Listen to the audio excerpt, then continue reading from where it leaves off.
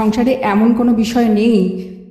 একটি কবিতায় তিনি লিখেছেন যে কেমন করে এই সঙ্গীতের সুর আমরা ধরে রাখতে পারি, কেমন করে মানুষের ছবি আমরা ধরে রাখতে পারি, ফিল্ম তৈরি করতে পারি, এই সব বিষয়টা নিয়ে সেই যুগে বসে তখন উনি কিন্তু তাকে একটা কবিতায় সুন্দরভাবে রূপান্তরিত করে উপস্থাপিত করেছেন। আপনাদের শোনাচ্ছি।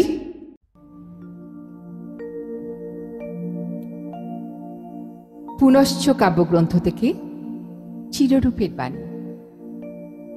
প্রাঙ্গণে নামল অকাল সন্ধ্যার ছায়া, সূর্যগ্রহণের কালিমার মতো। উঠল ধ্বনি, খোলো দ্বার। প্রাণপুরুষ ছিল ঘরের মধ্যে, সে কেঁপে উঠল চমক খেয়ে। দরজা ধরল চেপে, আগলের উপর আগল লাগলো। কম্পিত কণ্ঠে বললে, কে তুমি? মেঘমন্দ্র ধ্বনি এলো, আমি মাটি রাজত্বের দূত। সময় হয়েছে, এসেছি মাটির দেনা আদায় করতে। ঝনঝন বেজে উঠল দ্বারের শিকল, থরথর কাঁপল প্রাচীর। হায় হায় করে ঘরের হাওয়া, নিশাচরের ডানার ঝাপট আকাশে আকাশে নিশীথিনের হৃৎকম্পনের মতো।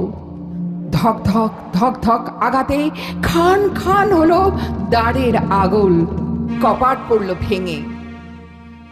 কম্পমান কণ্ঠে প্রাণ বললে, হে মাটি, হে নিষ্ঠুর, কি চাও তুমি? দূত বললে, আমি চাই দেহ।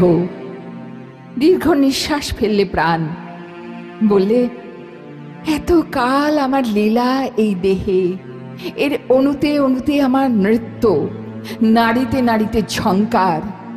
মুহূর্তেই কি উৎসব দেবে ভেঙে?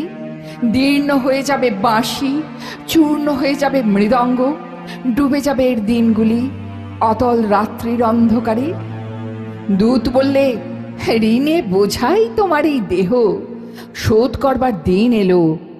মাটির ভাণ্ডারে ফিরবে তোমার দেহের মাটি। প্রাণ বললে, মাটির ঋণ শোধ করে নিতে চাও? নাও, কিন্তু তার বেশি কেন চাও? দূত বিদ্রূপ করে বললে, এই তো তোমার নিঃস্ব দেহ, কৃশ ক্লান্ত কৃষ্ণ চতুর্দশীর চাঁদ, এর মধ্যে বাহুল্য আছে কোথায়? প্রাণ বললে, মাটি তোমার, রূপ তো তোমার নয়। অট্টহাস্যে হেসে উঠল দূত, বললে, যদি পারো দেহ থেকে রূপ নাও ছাড়িয়ে। প্রাণ বললে, পারবই, এই পণ আমার। প্রাণের মিতা মন সে গেল আলোক উৎসের তীর্থে।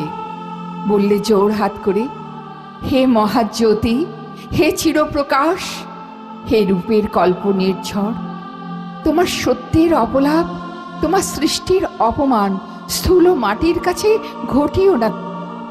তোমার রূপকে লুপ্ত করি সে কোন অধিকারে? আমাকে কাঁদায় কার অভিশাপে? মন বসল তপস্যায়। কেটে গেল হাজার বছর, লক্ষ বছর, প্রাণের কান্না থামে না। পথে পথে বাট পাড়ি, রূপ চুরি যায় নিমেষে নিমেষে। সমস্ত জীবলোক থেকে প্রার্থনা ওঠে দিন রাত, হে রূপকার, হে রূপরসিক, যে দান করেছ নিজ হাতে, জড় দানব তাকে কেড়ে নিয়ে যায় যে। ফিরিয়ে আনো তোমার আপন ধন। যুগের পর যুগ গেল, নেমে এলো আকাশবাণী। মাটির জিনিস ফিরে যায় মাটিতে, ধ্যানের রূপ রয়ে যায় আমার ধ্যানে। বর দিলেন, হারা রূপ ধরা দেবে, কায়ামুক্ত ছায়া আসবে আলোর বাহু ধরে তোমার দৃষ্টির উৎসবে। রূপ এলো ফিরে, দেহহীন ছবিতে উঠল শঙ্খধ্বনি। ছুটে এলো চারদিক থেকে রূপের প্রেমিক। আবার দিন যায়, বৎসর যায়, প্রাণের কান্না থামে না। আরো কি চাই? প্রাণ জোর হাত করে বলে, মাটির দূত আসে, নির্মম হাতে কণ্ঠযন্ত্রে কুলুপ লাগায়, বলে, কণ্ঠনালী আমার। শুনে আমি বলি, মাটির বাঁশিখানি তোমার বটে, কিন্তু বাণী তো তোমার নয়। উপেক্ষা করে সে হাসে।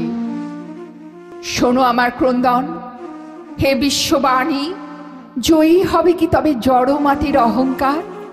সেই অন্ধ, সেই মুখ তোমার বাণীর উপর কি চাপা দেবে চির মুকত্ব?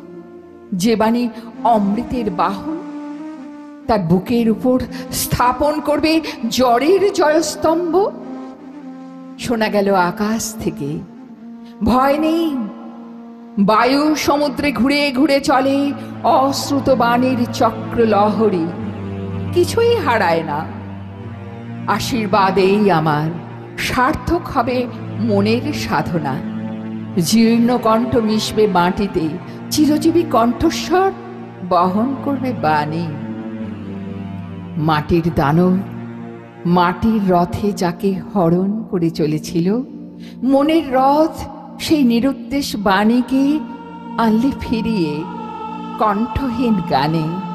জয়ধ্বনি উঠল মর্তলোকে, দেহমুক্ত রূপের সঙ্গে যুগল মিলন হলো দেহমুক্ত বাণীর।